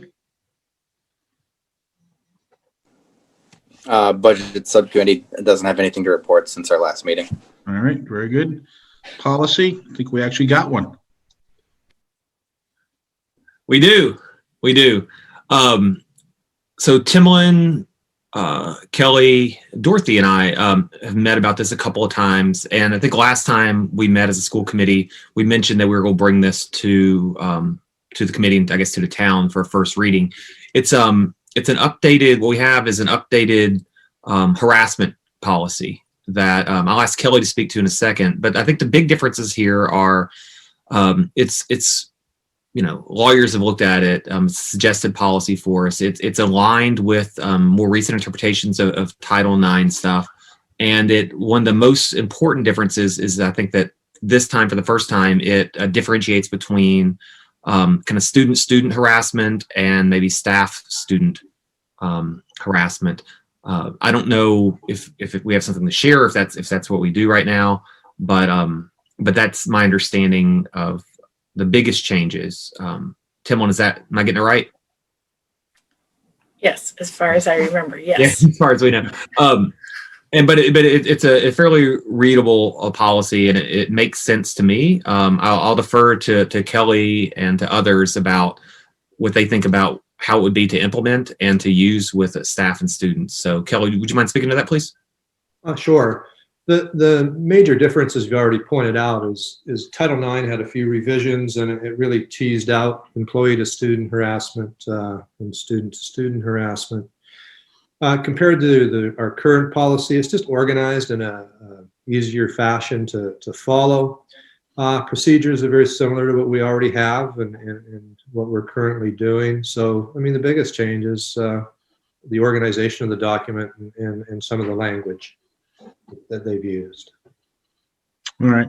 So just a quick primer, because we have new school committee members, and this is the first policy that we've taken up as a new school committee, and just we don't always review this for the community. So this is our first reading. This is an opportunity for the other school committee members to weigh in on the language and ask questions and give input.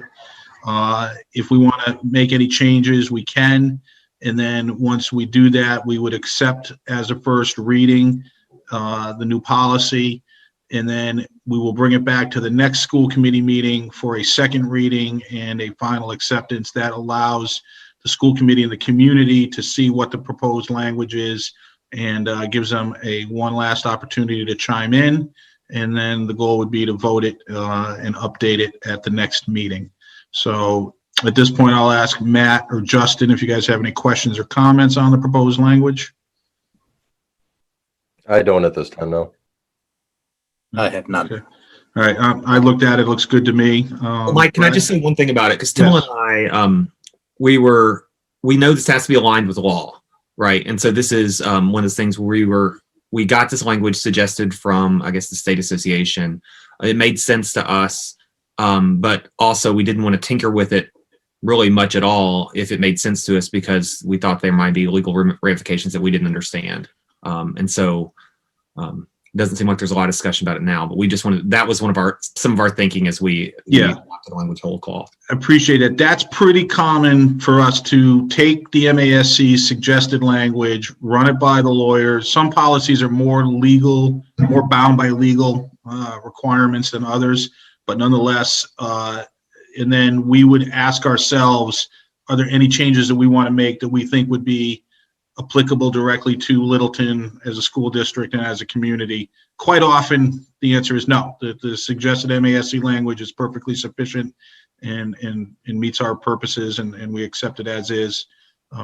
So that's a perfectly fine procedure. Appreciate you guys getting that off the ground, and following that kind of process as we go forward is the right way to do it. So it served us well over the years. So. Daryl Baker would tell you, thumbs up, good effort. He appreciates it. Well, we're Kelly made very clear to us how much we owe Daryl Baker. Yeah. And if we can ever go out again, I'll buy him a. Yeah. Well, he did yeoman's work on the policy manual. All right. So if there's no other further input, I would entertain a motion. Make a motion to adjourn. No. On the policy. Sorry. I make a motion to accept the policy as the first reading of the policy is read. I'll second it. All right, excellent. Motion made a second. Is there any further discussion? Hearing none, I'll take a roll call vote. Brad Austin, yes. Timlin Rossius, yes. Matt Hunt, yes. Justin McCarthy, yes. And Mike Fontana votes yes as well. So, all right, we got the first reading of that policy in. Steve, do you have a question or a comment? Yeah, I'm sorry. I'd just like to back up 1 second to the PMBC section. I would just like to acknowledge and remember longtime PMBC Chairman Joe Calentro passed away a week or so ago. I don't remember the exact date, but I just want to publicly acknowledge Joe's effort on PMBC on behalf of the schools over the years that he was on that committee. Thank you. Correct me if I'm wrong. He acted as sort of our project manager on some of our school building projects. Yeah, he was a project manager on, I believe, the middle school, Russell Street School. I think those are the big ones. He was involved in the track, the new track as well, and he was involved, I believe, to some extent to the alumni field. I don't remember, but Joe, he big commitment to the town. He was on PMBC for many years. Made a big contribution to the town of Littleton and the schools. So just want to acknowledge that. Yeah, Joe rolled his sleeves up literally and figuratively for a long time for the town, but specifically on projects that were very important to the school system. So we appreciate you bringing that up, Steve. We might actually have more to talk about Joe at some point in relation to all that he contributed to the school district. All right, any other comment? Brad, actually, how about CPAC? CPAC's doing great, Mike. Thanks for asking. One of the reasons they did well is I wasn't able to make the last meeting. I had a conflict. I'm sorry. But they had a question and answer session with Lynn Snow. The parents submitted a lot of questions. I think had really good attendance. Lynn, how'd you do? Well, we're going to have another meeting. So don't worry, you'll be able to go to the next one. There were a lot of questions. And so answering the pre-submitted questions took the entire time. So we discussed having another meeting where we could have more of like an open forum where people could ask questions and it could be kind of more discussion based. And I hope that my little one doesn't show up with a whoopee cushion at the next one. Why? That's cool. Oh, sorry, I missed it. Because she showed up with a whoopee cushion at this one. But no, it went really well. And what I will comment, they were really incredible questions that were really great questions. And so it really did create a nice discussion. I'm looking forward to the next one. Tell your little one the whoopee cushion works once. It's only funny the first time. My suggestion would be rubber chicken or arrow through the head for the next to up his game or her game. Michelle, we may need more personal growth advice for Mike. So no, I think CPAC is we're getting it off the ground. I'm really happy with the leadership the people are showing, and we're getting more and more parents involved, and I think that's a good thing for the district. All right, great. All right, at this point, I will, if there's no other business or anything to bring up. Oh, I see one hand up for public input. Dorothy, you're muted. Dorothy. I'm muted. John Kerswick, please state your name, your street, and your question, please. Yep, John Kerswick, 171 Hartwell. First of all, I do want to commend the board in the way that they conducted the effort for, reviewing the testing program, and of course the superintendent and the school nurse, I think. I really appreciate that. It was well done. My other question really is, and it's related to a question that went back 2-3 weeks ago about reopening, and I was requesting that we put together a subcommittee at some point here. The reason, and I don't want to be overly optimistic, but my instinct is, and I'm willing to bet a hamburger on it, that in April, we're gonna have cases lower. I wouldn't bet the farm on it, but they should be lower. So my question would be is, will the school and the school committee be in position with a plan to somehow increase in-person learning? And I think getting those pieces in place, at least in a way that you could pull the trigger, and the way that you would go about doing it, is important to start now. Things that could be done would be reviewing the latest literature on school safety. Of course, we'll have the testing data that you guys are going to be collecting. there also will be an opportunity to survey either local schools or schools around the country that stayed in-person learning only throughout this period, and see what things were working for them and what weren't working for them. There may be some physical plant changes that might be required or whatever, but I could go on with a list of things. But it does seem like if we want a chance to get the kids more time in school, we have to think that there might be an opportunity in April or thereabouts that we could pull the trigger on. One of the frustrations that I have is sometimes you do the compare and contrast, right? Hey, why does that state, they're doing it that way, and this state, we're doing it this way? The pressure is going to turn up when we get to the spring and the summer, and if Massachusetts is doing it one way and other states, maybe in the South, are fully open, this is going to be a lot of questions. So you guys don't have to make a motion here or now, but certainly in the next week or two or something like that, I would hope that people would, consider doing something. We anticipate probably at the next school committee meeting that we will have an agenda item generally related to those types of topics, John. Okay. I appreciate that then. Yep. Thank you. Speaking of the next meeting, when are we meeting next week, or is it 2 weeks? 2 weeks. The 11th. Okay. All right. Yep, we'll be back on February 11th. So if we have no other business, we can adjourn until then. I will entertain a motion. Matt, you jumping through the roof a minute ago. Fine. I twist my arm. I make a motion to adjourn. I'll second. All right. Motion made and seconded. I'll take a roll call vote. Brad? Brad Austin votes yes. Timberland? Timberland Rossius, yes. Matt? Matt Hunt votes yes. Justin? Justin McCarthy votes yes. And Mike Fontella votes yes as well. Thank you, everyone. Thank you, LCTV, Judy and Dave, and Dorothy and Bettina for taking notes and facilitating the meeting. We'll see you all in a couple of weeks.